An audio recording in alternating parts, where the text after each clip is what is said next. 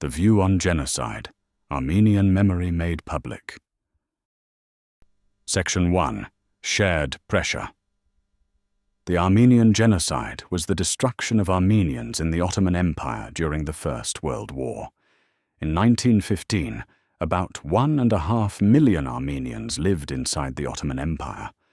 By the end of the destruction, the number of Armenian dead is usually given between several 100,000 and 1.5 million, depending on the source and the period counted.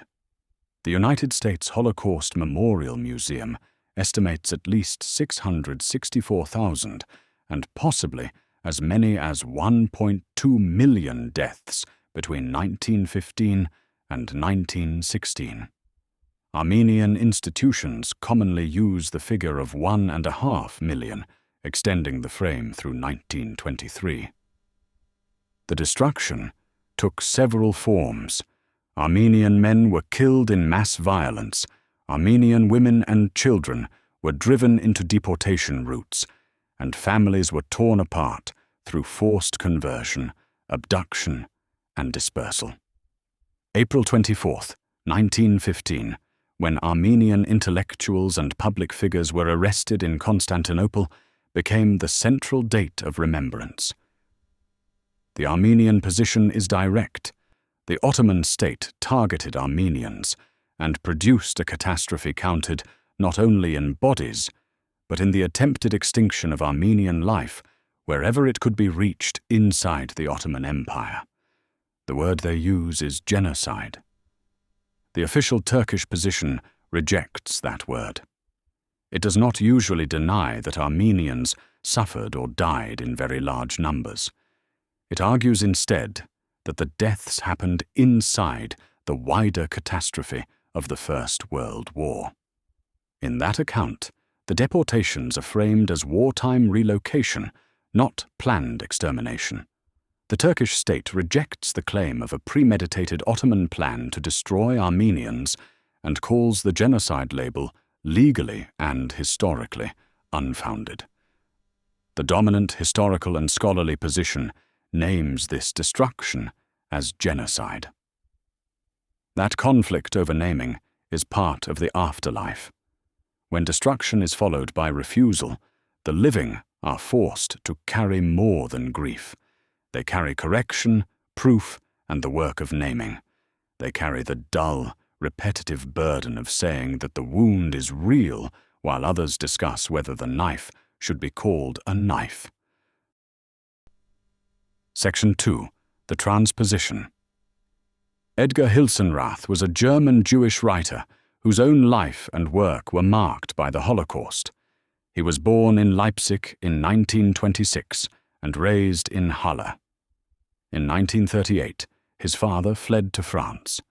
Hilsenrath, his mother, and his brother escaped to Romania, where his mother's family lived. That escape didn't hold.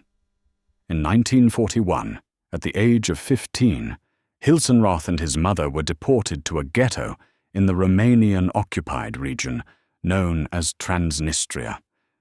He survived there until 1944, when the ghetto was liberated by the Red Army. After the war, he went to Mandatory Palestine, later lived in France and the United States, and returned to Germany in 1975, where he remained for the rest of his life.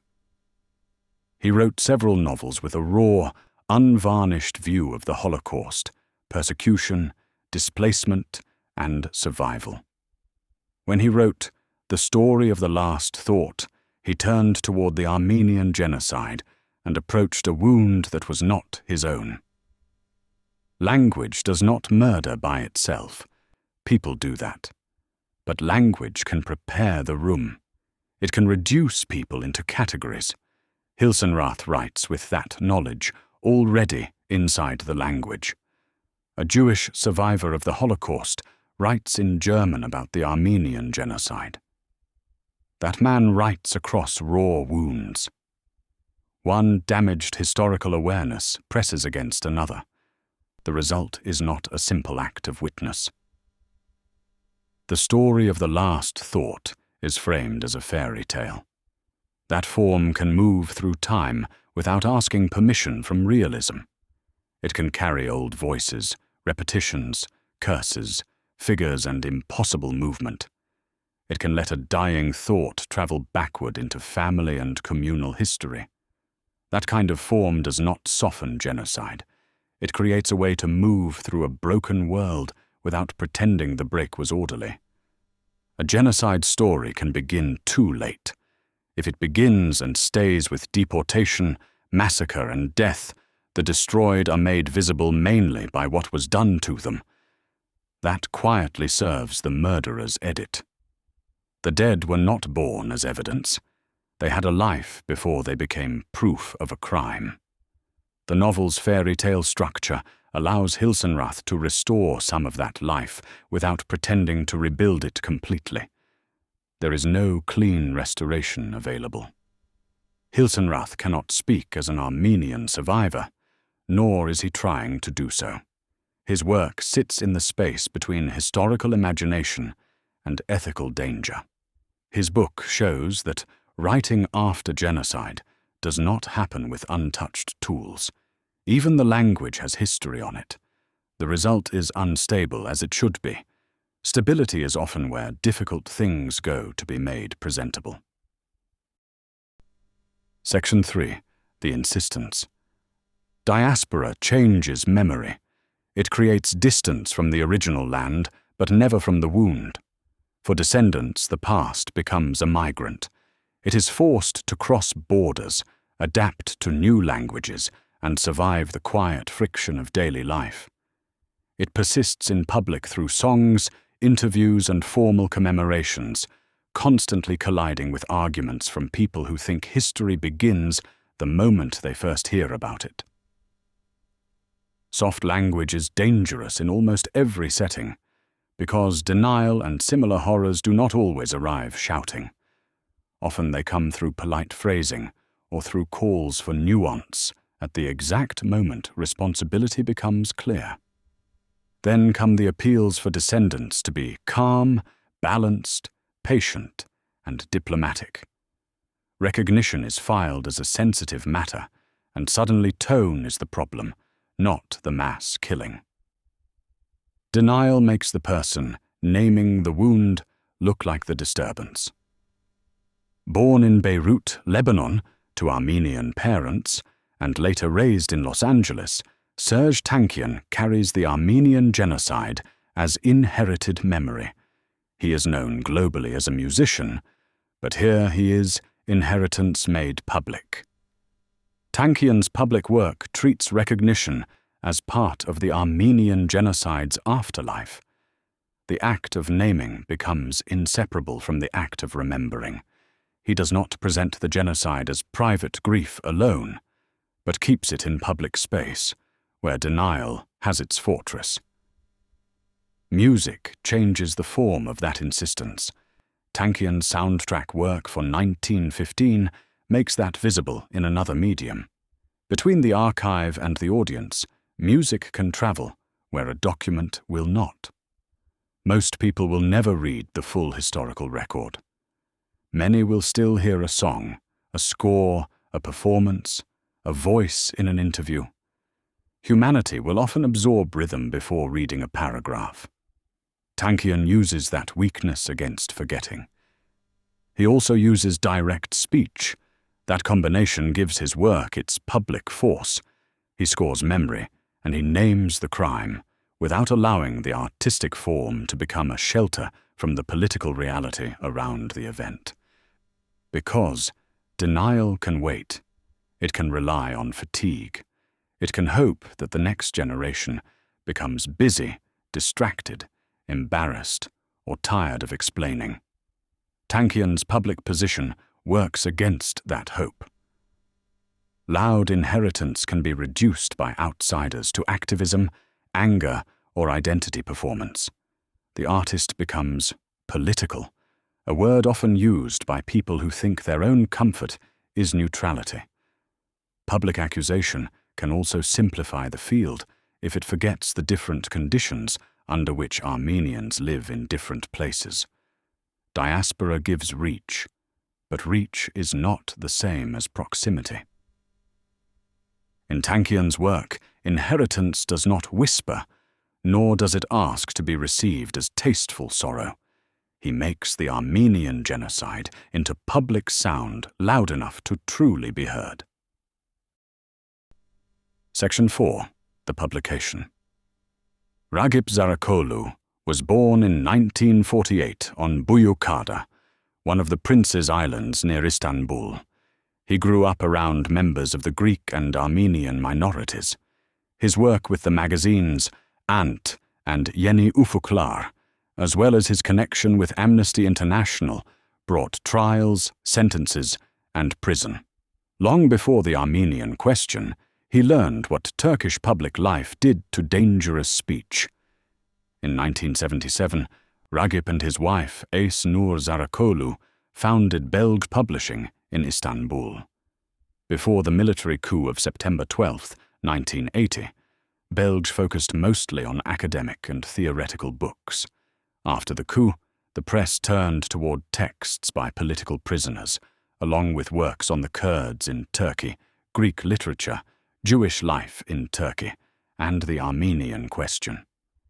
In that world and under those conditions, books were the farthest thing from neutral. Belge kept putting forbidden subjects into circulation and was punished for it. One of the books that brought that punishment was George Gergian's The Truth Will Set Us Free, Armenians and Turks Reconciled. Zarakolu published it in Turkish. A text about Armenians and Turks, written outside the Turkish state's preferred story, now had Turkish pages, a Turkish publisher, and a route into Turkish public life. He also published Dora Sakayan's An Armenian Doctor in Turkey, Garabed Hacharian, My Smyrna Ordeal of 1922, which brought new criminal charges in 2005. The pattern repeated itself. The book entered Turkish, and the legal machinery answered.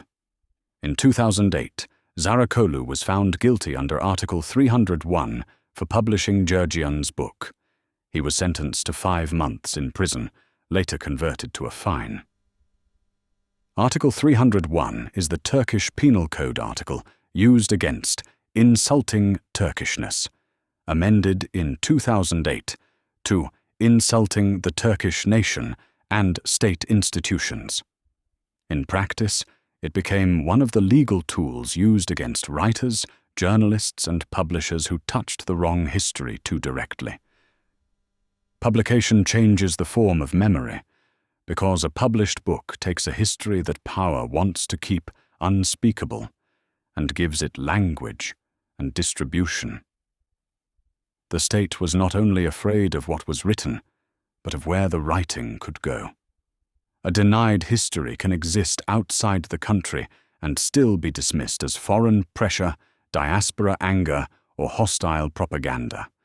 The same history printed in Turkish by a Turkish publisher becomes harder to keep outside the room.